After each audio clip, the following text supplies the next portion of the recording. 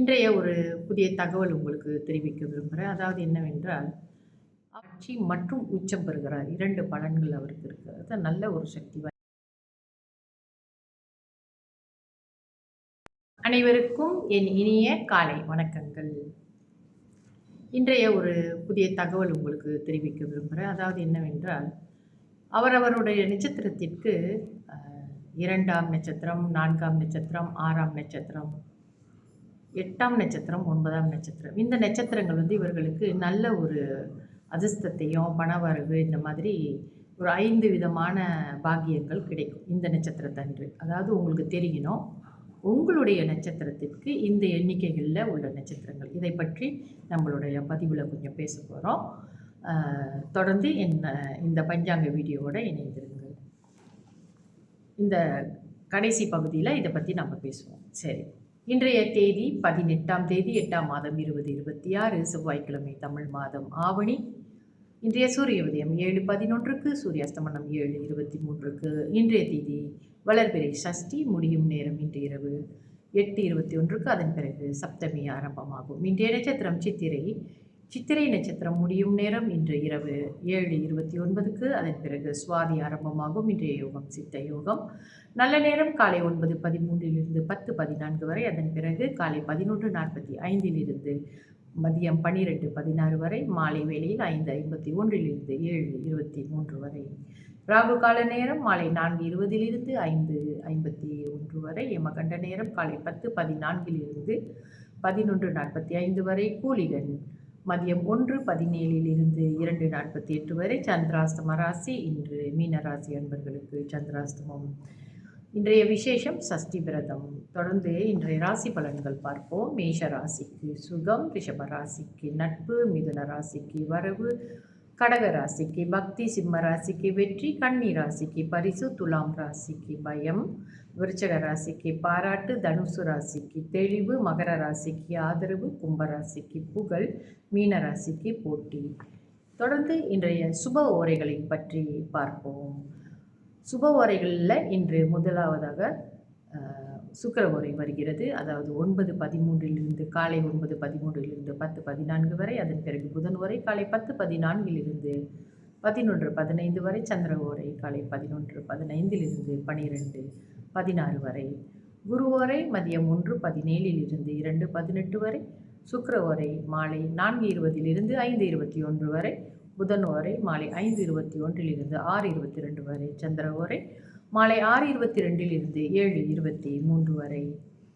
நான் முன்பு சொன்னது போலவே இந்த யோகங்களை பற்றி பேசிக்கொண்டு இருக்கிறோம். அது இன்னைக்கு நம்ம பார்க்க போகிற யோகத்தினுடைய பேர் பத்ர மகா புருஷ யோகம் என்று சொல்லக்கூடியது.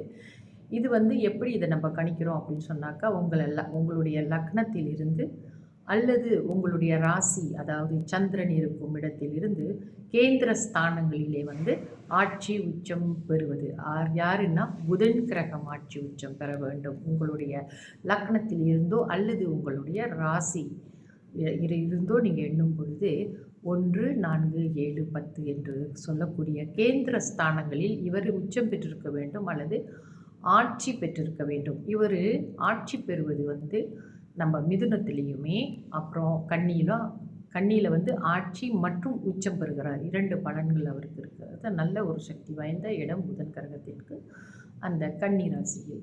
இந்த மாதிரி உங்களுக்கு அது கேந்திரமாக அமைய வேண்டும். அது நீங்கள் எண்ணி பார்த்து கொள்ளுங்கள். இதனால் என்ன கிடைக்கும் நம்மளுக்கு அப்படின்னு சொன்னாக்கா, அதாவது இந்த பத்ர மகா புருஷ யோகம் ஆயுள் நல்ல நிலையாக நல்ல ஒரு ஆயுளோடு இருப்பாங்க, ஆரோக்கியத்தோடையும் இருப்பாங்க, புத்தி கூர்மை. ஏன்னா புதன் புத்திக்கு காரணக்கர்த்தா இல்லையா? நல்ல ஒரு புத்தி கூர்மை உள்ளவர்களாகவும் இருப்பார்கள். கற்றவர்கள், அதாவது நம்ம யாருன்னு சொல்கிறோம்னா மேதைகள், நல்லா படித்த மேதைகள்கிட்டருந்து இவர்கள் பாராட்டு வாங்கக்கூடிய அளவிற்கு நல்ல கற்றவர்களாக இருப்பார்கள், மதிக்கத்தக்கவர்களாக. மேதைகள் கூட இவர்களை மதிக்கத்தக்கவர்களாக இருப்பார்கள்.